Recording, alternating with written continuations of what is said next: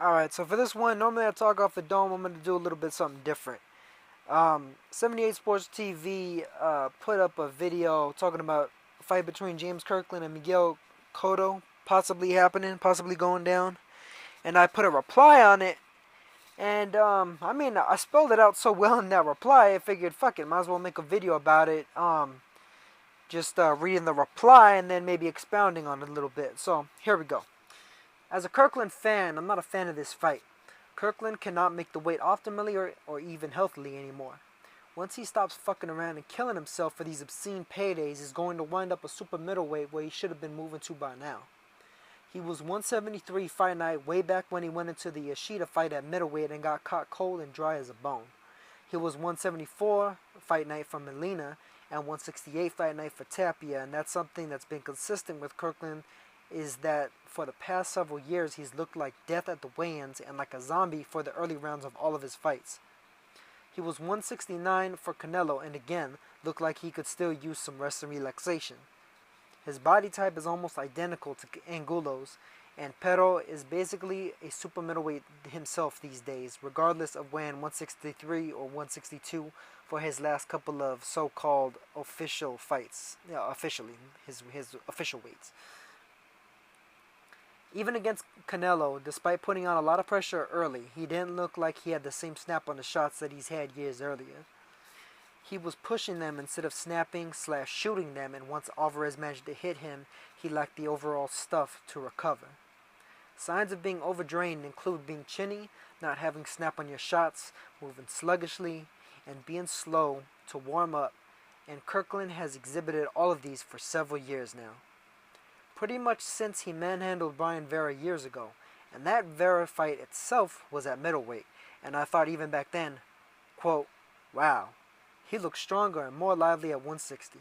He should stay here, unquote, but he didn't. At this point, him trying to make 154 or anything lower than 160 is like trying to withdraw cash from an overdrawn bank balance. He's putting his body deeper in the hole, and the only way I see him getting out is to just bite the bullet and fight at a more natural weight of 168. I look at Kirkland right now and see Eric Morales in the second and third Pacquiao fights and the Raheem and Diaz fights, where even 135 was hell to get down to because of how bad he had pushed it. And incidentally, how bad he was yo-yoing in weight between fights around that time, around those few years there. I see Edison Miranda having to lose 7 pounds in a day to make 160 for Kelly Pavlik and then getting destroyed by Abraham later at 166 because his body was in debt. He's gutsy as hell, and I'm sure in his mind he feels he can make the weight, but that's the same mentality that makes anorexic models drop dead on stage of heart attacks. Now, I pretty much spelled it out all right there. James Kirkland, like a lot of fighters, like most fighters, drains like crazy to make the weights that he's been making. He's been making 154 since he was in his early 20s, if not his late teens. He's a grown man now. He's got his man strength well under him. Your bones don't really stop growing until you're 35. You continue to gain bone mineral density until you're age 35. At that point after that, most people will either gain weight in terms of fat. They may still gain muscle if they're very physically active, like bodybuilders and such. And professional athletes are still able to gain muscle mass after that fact. But it tends to be a lot less than they would have been able to when they were in their teens and their 20s. Basically, Kirkland has his body in debt. You can see any pictures of him when he's not in training camp. James Kirkland's walking around at about 190, 200 pounds, if not heavier. Probably heavier. If he was to take his shirt, off and everything, I'm sure he'd probably look a little bit like Amir Khan does right now. He'd be a little chubby. But even still, when he's weighing in the 170s on these fight night weights, this is after 24 hours of rehydration. And only after 24 hours of rehydration, basically he's just putting back all of the nutrients and the minerals that you basically need in order to just fucking survive. If he didn't do that, if he stayed basically drained, dehydrated, all that stuff, you stay in that state of being for long enough, you're gonna have a fucking heart attack. You straight up. That's the reason why I mentioned the thing about anorexic models. That's the reason why they wind up dropping dead on stage and stuff like that, because they push their body so far. They starve themselves for so long, dehydrate themselves for so long, and to such an extent that their bodies need time to bounce back. And 24 hours just ain't gonna do it. 24 hours just ain't gonna do it when you push it that far. I mean, marathon runners oftentimes, or like ultra marathon runners, people that are competitive anyway, people that are trying to like win first place, win gold medals and stuff in those type of sports, they require time off from doing anything, from working out and all that, after they've competed in those races, particularly because they've broken their bodies down to such a degree, they've dehydrated themselves to such a degree, it takes at least a couple of days for their bodies to get back in shape.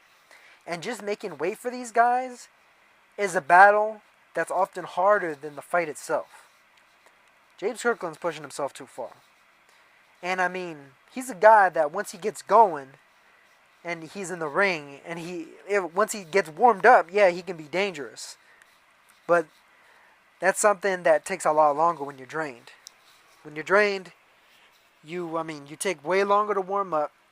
And, anybody who's competed in sports, especially like endurance athletes and stuff like that have been tired from long, grueling workouts can attest to this. And I'm sure some of my viewers and listeners know exactly what I'm talking about. Even if it wasn't boxing, it was there's been some sport in the past where you pushed yourself like a motherfucker, either in training or in the actual competition, where your body needed to recover. Basically, these guys weight training is that in itself. Then they have to go out there and fight for their lives, And against guys like Angulo, Canelo, Cotto, that's exactly what it is. It's a fight for your life, because these guys are throwing heat at you as soon as that bell rings. So, that's just my perspective on it. James Kirkland, man, he really should have moved up in weight years ago when he fought Brian Vera at middleweight. Even though it was just a stay busy fight, an above the weight fight, so to speak, because he was 156 officially, and then he was close to 170 fight night. He beat the dog shit out of Brian Vera. The only guy that beat Brian Vera more impressively than James Kirkland did was Jadon Cottington. And that's just because Jadon Cottington is a large super middleweight with monster one-punch knockout power. All you got to do is watch when he fought Saki Obika in the Contender finale to see that. He dropped Saki Obika. Adonis Stevenson didn't. He almost knocked Obika out in the first damn round. He did knock out Brian Vera in the second. And Chavez Jr. definitely didn't do that either time. So, that's just me, man. James Kirkland, I've been a fan of Kirkland and Angulo both for several years now. I followed their careers, both of their careers pretty early on, back when they were with Gary Shaw. And I thought they both really had bright futures, and I think that they really, both of them stunted their growth. I mean, literally and figuratively, by staying at 154, or I guess 155 now, for way too damn long. And Angulo, you can already see, is kind of paying the price for putting his body in debt like that. Kirkland, I'm not sure if he's gonna have quite as gracious a fall as Angulo's had thus far, but time will tell. But I hope for the best for Kirkland, and I really hope Miguel Cotto finds a more suitable opponent, somebody who can actually make weight appropriately. Maybe an actual light middleweight, since Miguel Cotto's not a big middleweight. How about you fight another not a big middleweight, aka a light middleweight? That's the reason why the division's there in the first place, Miguel. I'm out.